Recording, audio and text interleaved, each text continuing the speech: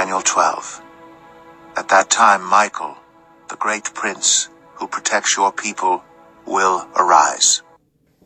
So I think this Michael is Michael the angel, and maybe his jurisdiction is to watch over and protect the Jews, who are Daniel's people.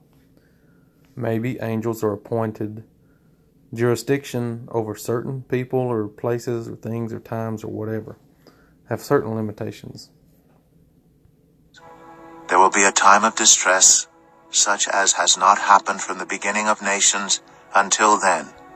All right, now, chapter 11, I believe, was completely talking about the Greek kingdom, from Alexander the Great to the Seleucids and Ptolemies fighting the wars of Syria in about 270 to 170 BC. So then it transitions straight into chapter 12 with what it's talking about here, which doesn't completely make sense to me. But at that time your people, everyone whose name is found written in the book, will be delivered. Multitudes who sleep in the dust of the earth will awake, some to everlasting life, others to shame and everlasting contempt. All right, so now I don't really know the time frame that we're talking about here. Now, verse 1 says, at that time Michael will arise. And let's just look at the last verse of chapter 11. And that's when Antiochus Epiphanes died. So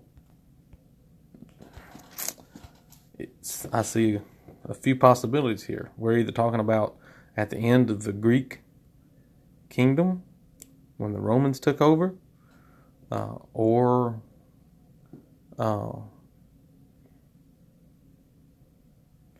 we're talking about maybe 70 AD, or we're talking about a time still yet in our future when these things happen, which a lot of people draw that conclusion, but I'm not as inclined to draw that conclusion. I believe the whole book of Daniel and the prophecies and visions that Daniel saw were about the kingdoms that were going to arise after Babylon, Medo-Persian, Greek, and Roman. And then it was all about this kingdom, this everlasting kingdom that would be established, and that's the church that would be established during the Roman Empire.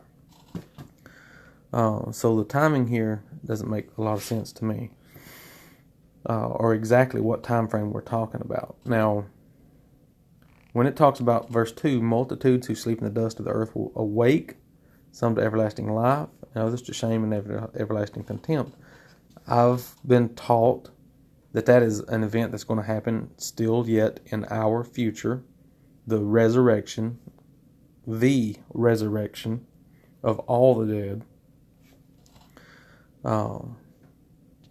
But the preterist view, and some Don K. Preston that I watch on YouTube is a preterist. He would certainly conclude that this is talking about 70 AD. The resurrection would be at 70 AD. So I'm not real sure when this resurrection would take place, or if it's a physical, literal, visible resurrection, or a spiritual resurrection, spiritual life. We received spiritual life in Christ Jesus when He was resurrected from the dead. So there's another option there. So I don't know. There's too many options here, and I don't know which one to settle on right now. Those who are wise will shine like the brightness of the heavens, and those who lead many to righteousness like the stars forever and ever. But you, Daniel, roll up and seal the words of the scroll until the time of the end. Many will go here and there to increase knowledge. So Daniel is told to seal up the scroll, because it's not going to happen real soon. The things that I'm talking about are not going to happen real soon. And in general, we've talked about the kingdoms and the succession of kingdoms in the world, and that takes many hundreds of years to take place. And he talks about the end And I certainly do not think he's talking about the end of all life on earth. I think he's talking about the end of the Jewish age, the end of these kingdoms that rise and fall, and the establishment of the eternal kingdom. That's what all of Christianity and all the Bible is really about, is the establishment of the church, the forgiveness and redemption of God, Jesus' body through his death and sacrifice. Then I, Daniel, looked, and there before me stood 2 others, one on this bank of the river, and one on the opposite bank. Now, in chapter 10, when we started this vision, I noted that Daniel was physically standing on the side of the Tigris River when he saw this vision. And so now I think he's still standing on the side of the bank, the river bank. One of them said to the man clothed in linen, who was above the waters of the river. All right, so the one in linen was the magnificent one that had the eyes like torches and the bronze this and all that. It was magnificent looking. He's hovering above the waters. And then there was one who looked like a man who would touch Daniel from time to time and say, "Be strong, stand up and talk." And so we've still got those same 2 people, the man in linen, the magnificent one, and then the one who looks like a man. How long will it be before these astonishing things are fulfilled? All right, so the one who looked like a man, one of them said to the man clothed in linen, "How long will it be before these astonishing things are fulfilled?" The man clothed in linen, who was above the waters of the river, lifted his right hand and his left hand toward heaven. And I heard him swear by him who lives forever, saying, "It will be for a time, times, and half a time. When the power of the holy people has been finally broken, all these things will be completed." All right, so this is not the straightforward answer that I would prefer. When the man, or the one who looks like a man, asks the magnificent one clothed in linen, how long will it be before these things are fulfilled? So when will it be fulfilled? When will all these things be fulfilled? And he says, he doesn't say it will be fulfilled in a time, times, and half a time. It says it will be for a time, times, and a half a time. So it's possible that that part of the answer is saying, how long will Antiochus Epiphanes prevent sacrifices in the temple? Because that was mentioned, that was talked about.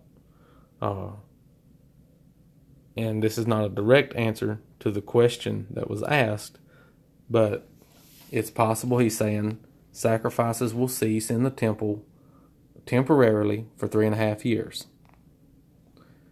And then he says, when the power of the holy people, that's the Jews, has been completely broken, finally broken, or completely shattered, in some verses or versions say, all these things will be completed. So now there's your answer to the question.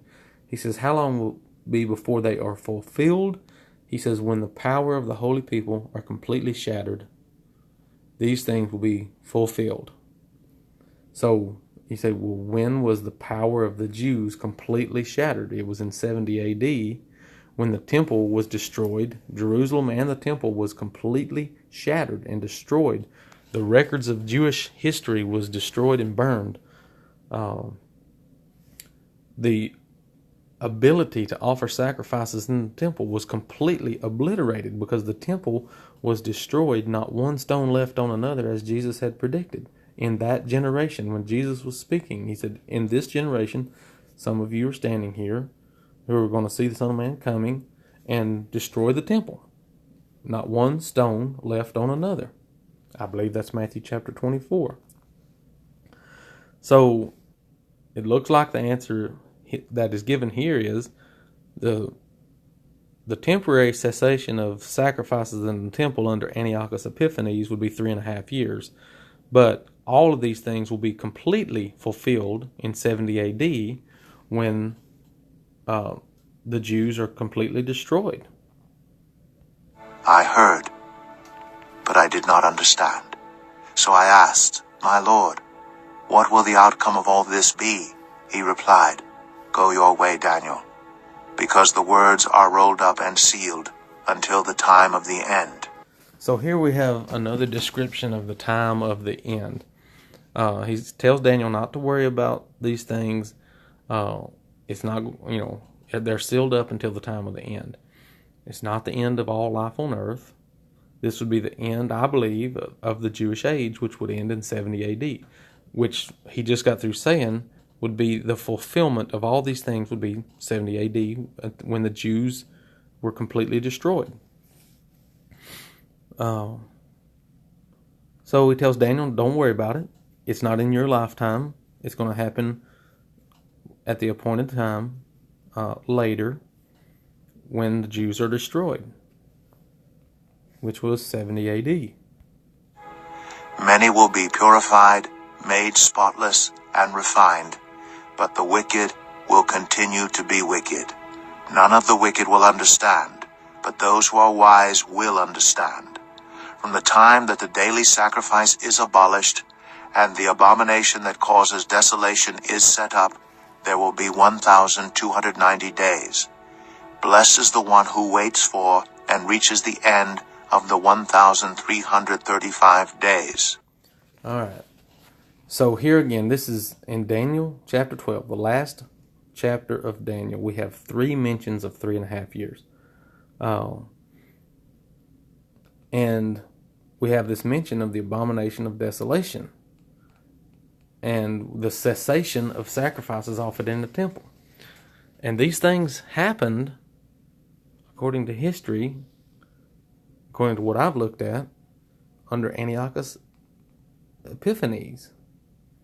Now, I'm going to have to go back through Revelation again, but I was thinking these same imagery and things that are talked about, and certainly in Daniel chapter 7, you have the mention of the 4 beasts that come up that represent the Babylonian, Medo-Persian, Greek, and Roman empires.